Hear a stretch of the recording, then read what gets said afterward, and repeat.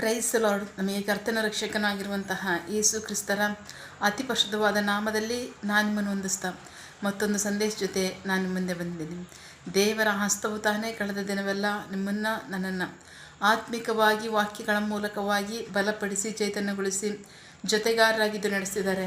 ವೈಯಕ್ತಿಕವಾಗಿ ನಮ್ಮ ಅಗತ್ಯಗಳನ್ನು ಪೂರೈಸಿ ನಾವು ಕೈಟ್ ಮಾಡ್ತಕ್ಕಂಥ ಕೆಲಸಗಳನ್ನ ಆಶೀರ್ವದಿಸಿ ಕಾದು ಪೋಷಿಸಿ ಜೊತೆಗಾರರಾಗಿದ್ದು ನಡೆಸ್ತಿರುವುದಕ್ಕಾಗಿ ದೇವರಿಗೆ ಸ್ತುತಿಯೂ ಘನವೂ ಮಹಿಮೆಯು ಸದಾಕಾಲವೂ ಸ್ವಂತವಾಗಿರಲಿ. ಆಮೇನ್.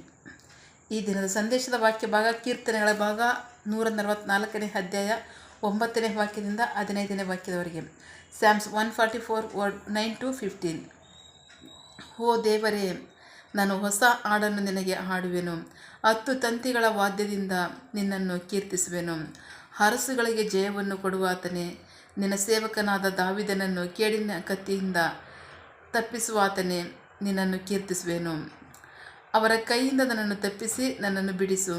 ಅವರ ಬಾಯಿ ವಂಚನೆಯನ್ನು ನುಡಿಯುವುದು, ಅವರ ಬಾಯಿ ಸುಳ್ಳನ್ನೇ ನುಡಿಯುವುದು.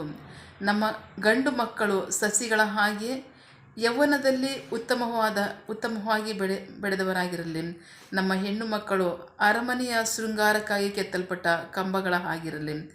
ನಮ್ಮ ಉಗ್ರಾಣಗಳು ತುಂಬಿ ನಾನಾ ವಿಧವಾದ ಪದಾರ್ಥಗಳನ್ನು ಹಂಚಲಿ. ನಮ್ಮ ಕುರಿ ಮಂದೆಗಳು ಸಹಸ್ರವಾಗಿ ನಮ್ಮ ಬೀದಿಗಳಲ್ಲಿ ಹೆಚ್ಚಲಿ. ನಮ್ಮ ಎತ್ತುಗಳು ಪ್ರಯಾಸಪಡುವುದಕ್ಕೂ ಆಗಿರಲಿ.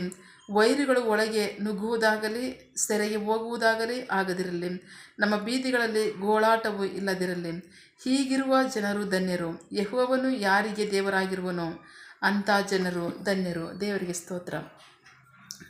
ಬಹಳ ಪ್ರಮುಖವಾಗಿ ಕೀರ್ತನೆ ಭಾಗ ವಿಜಯದ ಸಂಕೇತವಾಗಿ ದಾವಿದ ಅರಸನು ಮಾಡಿರತಕ್ಕಂತಹ ಪ್ರಾರ್ಥನೆ ಭಾಗ. ಇದು ಯಾವ ಪ್ರಾರ್ಥನೆ ಅಂದರೆ ದಾವಿದನು ತನ್ನ ಪ್ರಜೆಗಳನ್ನು ಉದ್ದೇಶಿಸಿ ಜನರನ್ನು ಉದ್ದೇಶಿಸಿ ಮಾಡಿರ್ತಕ್ಕಂಥ ಪ್ರಾರ್ಥನೆ ಭಾಗ. ದೇವರಿಗೆ ಸ್ತೋತ್ರ. ದೇವರು ಪ್ರಾರ್ಥಿಸೋದಕ್ಕೋಸ್ಕರವಾಗಿ ಯಾಜಕರಿಗೆ ಅಧಿಕಾರವನ್ನು ಕೊಟ್ಟಿದ್ದಾರೆ. ಅರಣ್ಯಕಾಂಡ ಪುಸ್ತಕ 7ನೇ ಅಧ್ಯಾಯ ನೋಡಿದ್ರೆ ಅಲ್ಲಿ ಹೇಳ್ತಾ ಇದ್ದಾರೆ, ಆರೋನ್ನ ಮಕ್ಕಳು ನನ್ನ ಹೆಸರಿನಲ್ಲಿ ಈ ಜನರನ್ನು ಆಶೀರ್ವದಿಸಲಿ, ಇಸ್ರಾಯೇಲರನ್ನು ಆಶೀರ್ವದಿಸಲಿ, ನಾನೇ ಅವ್ರನ್ನ ಆಶೀರ್ವದಿಸ್ತೇನೆ ಅಂತ ಹೇಳಿದ್ರೆ ದೇವರಿಗೆ ಸ್ತೋತ್ರ. ನೀವು ಆಶೀರ್ವಾದವನ್ನು ನುಡಿರಿ, ನಾನು ಅದನ್ನು ನಡೆಸ್ತೀನಿ ಅಂತ ಹೇಳ್ತಾರೆ. ದೇವರಿಗೆ ಸ್ತೋತ್ರ. ಅರಸುಗಳಿಗೆ ಆಶೀರ್ವದಿಸೋದಕ್ಕೆ ಅಧಿಕಾರ ಉಂಟು. ದೇವರಿಗೆ ಸ್ತೋತ್ರ. ದಾವೀದ ಅರಸನು ಅಲ್ಲದೆ ಸೊಲೊಮೋನ ಅರಸನು, ಇನ್ನೂ ಅನೇಕ ಹಿಜ್ಕೀಯ ಅರಸನು, ಇನ್ನೂ ಅನೇಕ ಅರಸುಗಳು ಪ್ರಜೆಗಳನ್ನ ಉದ್ದೇಶಿಸಿ ಮಾಡಿರ್ತಕ್ಕಂಥ ಪ್ರಾರ್ಥನೆಗಳನ್ನ ನಾವು ಕೇಳ್ತೀವಿ. ಬಹಳ ಅದ್ಭುತವಾಗಿ ಅವ್ರು ಮಾಡಿರ್ತಕ್ಕಂಥ ಪ್ರಾರ್ಥನೆಗಳು ದೇವ್ರಿಗೂ ಮೆಚ್ಚುಗೆಯಾಗಿದೆ. ಅಷ್ಟು ಮಾತ್ರ ಅಲ್ಲ, ಅವರ ಆಡಳಿತವೂ ದೇವರಿಗೆ ಮೆಚ್ಚುಗೆ ಆಯಿತು. ಅದಲ್ಲದೆ ದೇವರು ಅವರ ಕಾಲದಲ್ಲಿ ದೇಶವನ್ನು ಸಮಾಧಾನದ ಸುಭಿಕ್ಷೆಯಿಂದ ಇಟ್ಟಿದ್ರು. ಜನರಿಗೂ ಪ್ರಜೆಗಳು ಸಹ ಅರಸನ ಮೆಚ್ಚುಗೆ ಆಗಿದ್ದ. ಅಷ್ಟು ಮಟ್ಟಕ್ಕೂ ದೇವರು ಅವ್ರನ್ನ ಆಶೀರ್ವದಿಸಿದ್ರು. ದೇವರಿಗೆ ಸ್ತೋತ್ರ. ಆ ಆಶೀರ್ವಾದ ಇವತ್ತು ಅಷ್ಟು ಮಾತ್ರ ಅಲ್ಲ, ಸೊಲೊಮೋನ ಅರಸನ್ ಮಾಡಿರ್ತಕ್ಕಂಥ ಪ್ರಾರ್ಥನೆ ಭೂಮಿ ಇರೋವರೆಗೂ ಸಹ ಮನುಷ್ಯನಿಗೆ ಬೇಕಾಗಿರ್ತಕ್ಕಂಥ ಎಲ್ಲ ಆಶೀರ್ವಾದಗಳು, ಕ್ಷಮಾಪಣೆ, ದೇವರ ರಕ್ಷಣೆ ಸಂಪೂರ್ಣವಾಗಿ ಸೊಲೊಮೋನ ಅರಸನ್ ಮಾಡಿದ್ದಾನೆ. ದೇವರಿಗೆ ಸ್ತೋತ್ರ. ಅಷ್ಟು ಅದ್ಭುತವಾದಂಥ ಪ್ರಾರ್ಥನೆಯನ್ನು ಸೊಲೊಮೋನ ಅರಸನ್ ಮಾಡಿದ್ದಾನೆ. ದೇವರಿಗೆ ಸ್ತೋತ್ರ. ಇವತ್ತು ಕೂಡ ನಾವು ಕ್ಷಮಿಸಲ್ಪಡ್ತಿದ್ದೀವಿ, ನಾವು ರಕ್ಷಣೆ ಹೊಂದಿದ್ದೀವಿ, ನಾವು ದೇವರ ಪ್ರೀತಿಯನ್ನು ಕೃಪೆಯನ್ನು ಹೊಂದ್ಕೋತೀವಿ ಅಂದರೆ ಸೊಲೊಮೋನ ಅರಸನ್ ಮಾಡಿರ್ತಕ್ಕಂಥ ಪ್ರಾರ್ಥನೆ ಬಹಳ ಅದ್ಭುತವಾದಂಥ ಪ್ರಾರ್ಥನೆ. ದೇವರಿಗೆ ಸ್ತೋತ್ರ. ಇಲ್ಲಿ ದಾವೀದ ಅರಸನು ಪ್ರಜೆಗಳನ್ನ ಕುರಿತಾಗಿ ಪ್ರಾರ್ಥನೆ ಮಾಡ್ತಾ ಇದ್ದಾನೆ. ದೇವರಿಗೆ ಸ್ತೋತ್ರ. ಇದೆಲ್ಲವನ್ನು ಸಹ ದೇವರು ನಡೆಸಿದ್ದಾರೆ. ಬಹಳ ಪ್ರಮುಖವಾಗಿ ನಾವು ನೋಡೋದಾದರೆ ಯಾಜಕರಿಗೆ ಜನರನ್ನು ಉದ್ದೇಶಿಸಿ ಪ್ರಾರ್ಥನೆ ಮಾಡೋದಕ್ಕೆ ಅಷ್ಟು ಮಾತ್ರ ಅಲ್ಲ, ಆಶೀರ್ವದಿಸೋದಕ್ಕೆ, ಇದು ಆಶೀರ್ವಾದದ ಪ್ರಾರ್ಥನೆ. ಆಶೀರ್ವದಿಸೋದಕ್ಕೆ ದೇವರು ಅವಕಾಶ ಕೊಟ್ಟಿರ್ತಕ್ಕಂಥದ್ದು ಯಾಜಕರುಗಳಿಗೆ, ಅರಸುಗಳಿಗೆ ಕೊಟ್ಟಿದ್ದಾರೆ.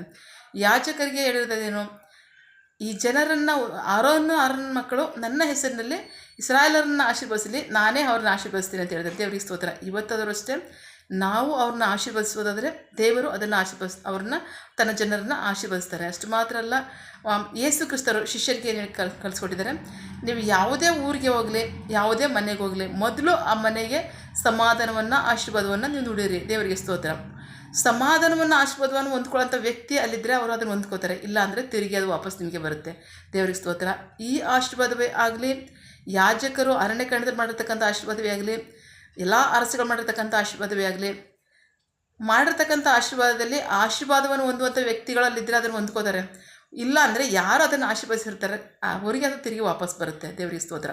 ಎಲ್ಲ ಕಾಲದಲ್ಲೂ ಸಹ ಅದು ಅದೇ. ಈಗ ನಾವೆಲ್ಲಾದರೂ ಹೋದಾಗ ನಮ್ಗೆ ದೇವರು ಹೇಳ್ಕೊಟ್ಟಿರೋದೇ ಮೊದಲು ಆಶೀರ್ವಾದವನ್ನು ಸಮಾಧಾನವನ್ನು ನುಡಿರಿ ಅಂತ ಹೇಳಿರೋದು. ಮುಂಜಾನೆ ಎದ್ದು ಕೂತ್ಕೊಳ್ಳೋದೇ ಅದಕ್ಕೆ. ಈ ಜನರನ್ನು ನನ್ನ ನಾಮದಲ್ಲಿ ನೀವು ಆಶೀರ್ವದಿಸ್ರಿ. ಯಾಕೆಂದರೆ ಮನುಷ್ಯರನ್ನ ಸೃಷ್ಟಿ ಮಾಡತಕ್ಕಂಥವ್ರು ದೇವರು, ಮನುಷ್ಯರನ್ನ ಪರಿಪಾಲನೆ ಮಾಡ್ತಕ್ಕಂಥವ್ರು ದೇವರು, ಅವ್ರ ಭಾರವನ್ನು ಹೊತ್ತಿರ್ತಕ್ಕಂಥವ್ರು ದೇವರು, ತಕ್ಕ ಕಾಲದಲ್ಲಿ ಎಲ್ಲವನ್ನು ಉಳಿಸ್ತಕ್ಕಂಥವ್ರು ದೇವರಾಗಿದ್ದಾರೆ.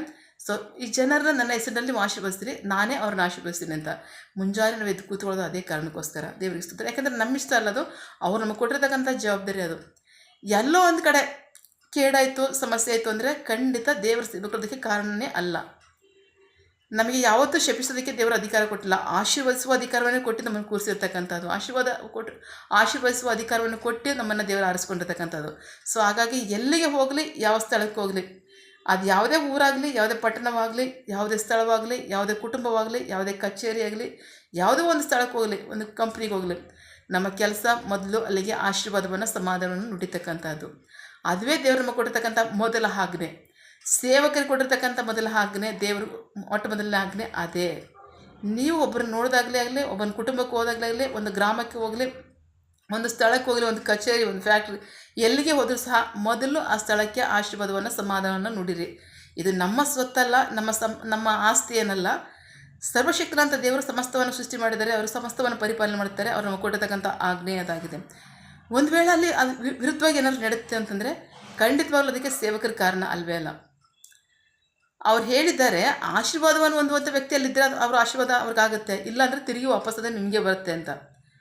ಆಶೀರ್ವಾದವನ್ನು ಹೊಂದುವಂಥ ವ್ಯಕ್ತಿ ಯಾರಾಗಿರಬೇಕು? ದೇವರಲ್ಲಿ ಭಯಭಕ್ತಿ ಉಳ್ಳವರಾಗಿರಬೇಕು, ದೇವರ ಆಶೀರ್ವಾದವನ್ನು ಸ್ವೀಕರಿಸುವಂಥವರಾಗಿರಬೇಕು.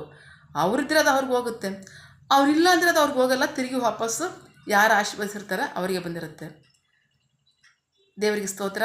ಎಷ್ಟೋ ಸರಿ ಅದು ಮಿಸ್ಅಂಡರ್ಸ್ಟ್ಯಾಂಡಿಂಗ್ ಆಗ್ಬೋದು, ಇವ್ರು ಬಂದು ಏನೋ ಮಾಡಿದ್ರು ಅಂತ. ಖಂಡಿತ ಅವ್ರು ಮಾಡಿರಲ್ಲ. ಅದನ್ನ ಶಪಿಸೋದಕ್ಕೆ ಯಾವತ್ತೂ ದೇವರು ಆಶೀರ್ವಾದ ನಮಗೆ ಅಧಿಕಾರ ಕೊಟ್ಟಿಲ್ಲ, ನಮಗೆ ಶಿಕ್ಷಿಸ್ತಾರೆ ಆ ಥರ ಮಾಡಿದ್ರೆ. ಅವ್ರು ನಮಗೆ ಕೊಟ್ಟಿರೋ ಅಧಿಕಾರ ಏನಂದ್ರೆ ಆಶೀರ್ವದಿಸಿರಿ. ಮೊಟ್ಟ ಮೊದಲನೇದಾಗಿ ನಮ್ಮ ಶಿಷ್ಯರಿಗೆ ದೇವರು ಕೊಟ್ಟಿರ್ತಕ್ಕಂಥ ಆಜ್ಞೆ, ಸೇವಕರಿಗೆ ಕೊಟ್ಟಿರ್ತಕ್ಕಂಥ ಆಜ್ಞೆ ಆಶೀರ್ವದಿಸಿರಿ. ನನ್ನ ನಾಮದಲ್ಲಿ ಜನರನ್ನ ಆಶೀರ್ವದಿಸಿರಿ, ನನ್ನ ನಾಮದಲ್ಲಿ ಆ ಸ್ಥಳವನ್ನು ನೀವು ಆಶೀರ್ವದಿಸಿರಿ. ಇದು ನಮಗೆ ಕೊಟ್ಟಿರ್ತಕ್ಕಂಥ ಮೊದಲನೇ ಆಜ್ಞೆ. ಇದನ್ನೇ ನಾವು ಮಾಡ್ತಕ್ಕಂಥದ್ದು ಎಲ್ಲ ಕಡೆಯೂ. ದೇವರಿಗೆ ಸ್ತೋತ್ರ. ಅಲ್ಲೇ ಅದನ್ನು ಹೊಂದ್ಕೊಳ್ಳೋಕ್ಕೆ ಯೋಗ್ಯರು ಇಲ್ಲ ಅಂತಂದಾಕ್ಷಣ ಅದು ನಮ್ಗೆ ಹಿಂದಕ್ಕೆ ಬರುತ್ತೆ. ಓಕೆ, ಅದಕ್ಕೆ ಅವ್ರು ಹೊಂದ್ಕೊಳ್ಳಿಲ್ಲ, ಅಲ್ಲಿ ಸಮಸ್ಯೆ ಇತ್ತಂದರೆ ಖಂಡಿತ ಯಾವ ಸೇವಕರು ಸಹ ಕಾರಣ ಅಲ್ಲ, ಆ ಜನರೇ ಕಾರಣ. ದೇವರಿಗೆ ಸ್ತೋತ್ರ. ಬಹಳ ಪ್ರಮುಖವಾಗಿ ಒಂದು ವಾಕ್ಯ ಹೇಳುತ್ತೆ, ಇಬ್ರಿಯರಿಗೆ ಬರೆದ ಪತ್ರಿಕೆ 7ನೇ ಅಧ್ಯಾಯದಲ್ಲಿ 7ನೇ ವಾಕ್ಯ ಹೇಳುತ್ತೆ, ಆಶೀರ್ವಾದವನ್ನು ಹೊಂದುವನಿಗಿಂತ ಆಶೀರ್ವದಿಸ್ತಕ್ಕಂಥವನೇ ದೊಡ್ಡವನು. ಆಶೀರ್ವಾದವನ್ನು ಸೇವಕನು ಅರಸನಿಗೆ ನುಡಿದಿರ್ಬೋದು, ಒಂದು ದೇಶದ ಅರಸನಿಗೆ ನುಡಿದಿರ್ಬೋದು. ಆಶೀರ್ವದಿಸ್ತಕ್ಕಂಥ ವ್ಯಕ್ತಿ ಒಬ್ಬ ಸಾಮಾನ್ಯ ಸೇವಕನಾಗಿರ್ಬೋದು. ಅಲ್ಲಿ ದೇವರ ಆಜ್ಞೆ ಏನಂದರೆ ಆಶೀರ್ವಾದವನ್ನು ಹೊಂದುವವನಿಗಿಂತ ಆಶೀರ್ವದಿಸ್ತಕ್ಕಂಥವನೇ ದೊಡ್ಡವನಾಗಿರ್ತಾನೆ. ದೇವರಿಗೆ ಸ್ತೋತ್ರ. ಸೊ ಹಾಗಾಗಿ ಯಾರೂ ಸಹ ಯಾರಿಗೂ ಶಾಪವನ್ನು ನುಡಿಯಲ್ಲ. ಅಂಥ ಆಜ್ಞೆಯನ್ನು ದೇವರು ನಮಗೆ ಕೊಟ್ಟಿಲ್ಲ. ಆ ಥರ ಆದರೆ ಆ ಕ್ಷಣವೇ ದೇವರು ನಮ್ಮ ಮೇಲೆ ಕ್ರಮ ತಗೋತಾರೆ. ನಮಗೆ ಕೊಟ್ಟಿರ್ತಕ್ಕಂಥ ಆಜ್ಞೆ ಏನಂದರೆ ನೀವು ಆಶೀರ್ವಾದವನ್ನು ನುಡಿಬೇಕು, ಸಮಾಧಾನವನ್ನು ನುಡಿಬೇಕು. ಎಲ್ಲಿಗೆ ಹೋದರೂ ಅಷ್ಟೇ ಆಶೀರ್ವಾದವನ್ನು ನುಡಿರಿ, ಸಮಾಧಾನ ನುಡಿರಿ. ಇದೇ ನಮಗೆ ಕೊಟ್ಟಿರ್ತಕ್ಕಂಥ ಮೊದಲನೇ ಆಜ್ಞೆ. ಸೊ ಹಾಗಾಗಿ ಅರಸರು ಮಾಡಿರ್ತಕ್ಕಂಥ ಪ್ರಾರ್ಥನೆ ಇದೆಯಲ್ಲ, ಬಹಳ ಅದ್ಭುತವಾದ ಪ್ರಾರ್ಥನೆ. ಸೊಲೊಮೋನ ಅರಸರು ಮಾಡಿರ್ತಕ್ಕಂಥ ಪ್ರಾರ್ಥನೆ ಮಹಾ ಅದ್ಭುತವಾದಂಥ ಪ್ರಾರ್ಥನೆ. ನಾವು ಆ ಕಾಲದಲ್ಲೂ ಈ ಕಾಲದಲ್ಲೂ ಮುಂದೆ ಭೂಮಿ ಇರೋರ್ಗಿರ್ತಕ್ಕಂಥ ಮನುಷ್ಯನಿಗೆ ಬೇಕಾಗಿರ್ತಕ್ಕಂಥ ಎಲ್ಲ ಕಾಲದಲ್ಲೂ ಅವನ ನಂಬಿಕಸ್ಥಾನ ನಡ್ಕೊಂಡಾಗಲೂ, ಅವನ ಅಪನಂಬಿಕಸ್ಥಾನ ಆದಾಗಲೂ ದೇವರ ರಕ್ಷಣೆಗೂ, ದೇವರ ಕೃಪೆಗೂ, ದೇವರ ಕ್ಷಮಾಪಣೆಗೂ ಬೇಕಾಗಿರ್ತಕ್ಕಂಥ ಎಲ್ಲ ಆಶೀರ್ವಾದಗಳನ್ನ ಸೊಲೊಮೋನ ಅರಸರು ನುಡಿದ್ಬಿಟ್ಟಿದ್ದಾನೆ. ದೇವರಿಗೆ ಸ್ತೋತ್ರ. ಇವತ್ತು ನಾವು ಎಂಥವರಾಗಿದ್ದೀವಿ ಅದಕ್ಕೆ ಕಾರಣ ಅವರ ಪ್ರಾರ್ಥನೆಗಳು. ಹಾಗಾಗಿ ಪ್ರೀತಿ ದೇವ್ರ ಮಕ್ಕಳೇ, ಪ್ರಾರ್ಥಿಸುವಾಗ, ಒಬ್ಬರನ್ನ ಆಶೀರ್ವದಿಸುವಾಗ ಧಾರಾಳ ಮನಸ್ಸಿನಿಂದ ಆಶೀರ್ವದಿಸಿ. ನೀವು ವಿಶ್ವಾಸಿಗಳಾಗಿರ್ಬೋದು, ನೀವು ಸೇವಕರಾಗಿರ್ಬೋದು, ನೀವು ಯಾರೇ ಆಗಿರಿ, ಆಶೀರ್ವದಿಸ್ಬೇಕಾದ್ರೆ ಧಾರಾಳ ಮನಸ್ಸಿನಿಂದ ಆಶೀರ್ವದಿಸಿರಿ. ಆಶೀರ್ವಾದವನ್ನು ಹೊಂದೋದಕ್ಕೆ ಅವರು ಅದಕ್ಕೆ ಯೋಗ್ಯರಾಗಿದ್ದರೆ ಅವ್ರು ಖಂಡಿತವಾಗ್ಲೂ ಅದು ಅವ್ರಿಗಾಗುತ್ತೆ.